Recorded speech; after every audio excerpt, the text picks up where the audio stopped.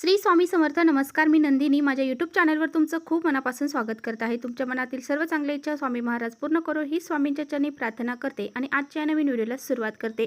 उद्या वार आहे मंगळवार आणि दिनांक आहे 20 मे. या दिवशी आलेली आहे काल अष्टमी. दर महिन्याच्या कृष्ण पक्षातील अष्टमी तिथीला कालाष्टमीचे व्रत केले जाते. यंदा मे महिन्यातील कालाष्टमीचे व्रत मंगळवार 20 मे रोजी पाळले जाणार आहे.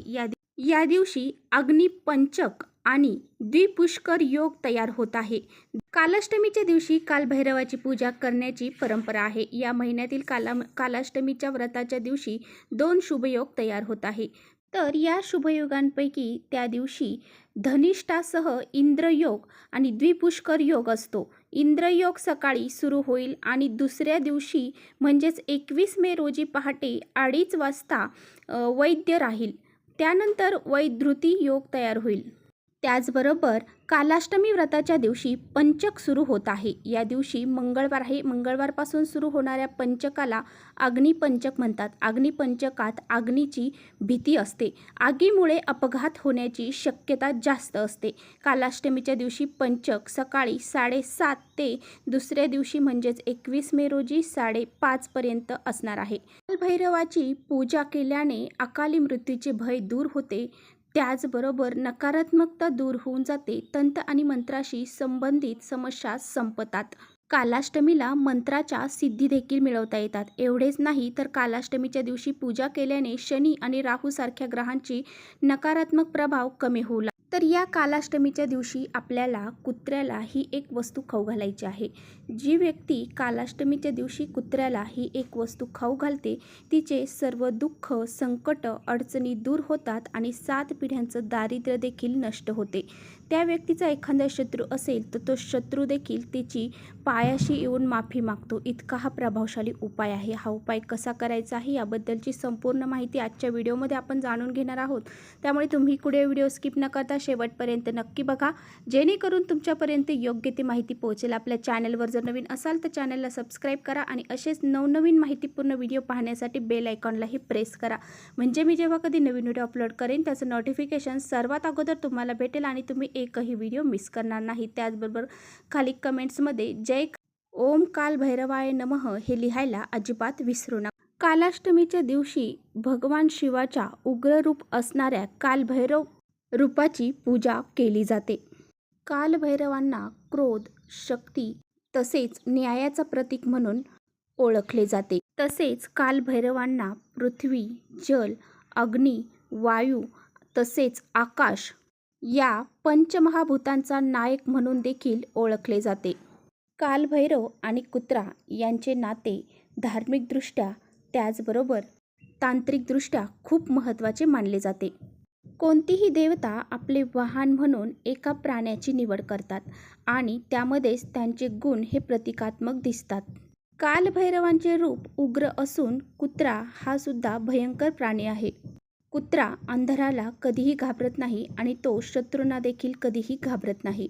तसेच कुत्रा वाईट आत्मे आणि नकारात्मक ऊर्जेपासून संरक्षण हा करत असतो.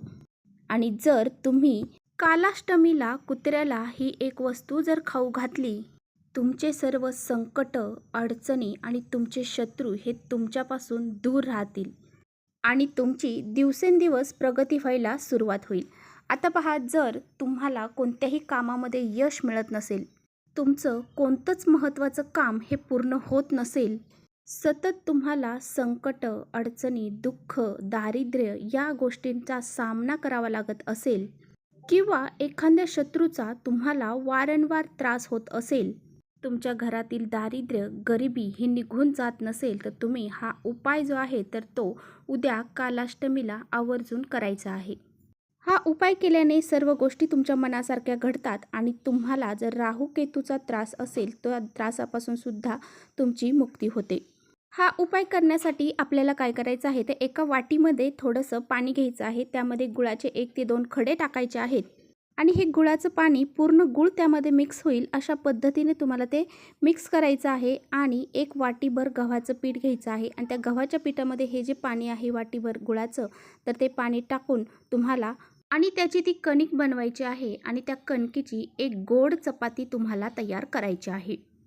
तर पहा तुम्हाला काय करायचं आहे, तर ती जी गुळाची चपाती बनवलेली आहे आपण, त्या चपातीला एका प्लेटमध्ये घ्यायचं आहे आणि तुमच्याकडे मोहरीचं तेल असेल तर त्या मोहरीच्या तेलामधले मध्ये 3 बोटं जे आहेत तर ते बुडवायचे आहेत आणि त्यावरती त्या 3 बोटांनी रेष तुम्हाला ओढायची आहे त्या मोहरीच्या तेलाची. आता तुमच्याकडे मोहरीचं तेल जर नसेल तर जे ते तुम्ही तेल वापरता ते तेल एका वाटीत घ्यायचं. त्यामध्ये चिमूटभर तुम्हाला काळी मोहरी असेल तर ती टाकायची आहे आणि ते 3 बोटं तुम्हाला त्या तेलामध्ये बुडवून ते 3 बोटं तुम्हाला त्या चपातीवरती ओढायचे आहेत. आता ह्या चपातीचे तुम्हाला 2 भाग करायचे आहेत आणि तुमच्या घराजवळ जिथे कुठे 2 कुत्रे असतील तर 2 रंगाच्या वेगवेगळ्या कुत्र्यांना ह्या ज्या चपात्या आहेत अर्ध्या-अर्ध्या तुम्हाला खाऊ घालायच्या आहेत. आता तुमच्या तिथे काळ्या रंगाचं कुत्रं असेल, तांबड्या रंगाचं असेल किंवा व्हाईट रंगाचं असेल, यापैकी 2 रंगाच्या कोणत्याही कुत्र्यांना तुम्हाला ही चपाती खाऊ घालायची आहे.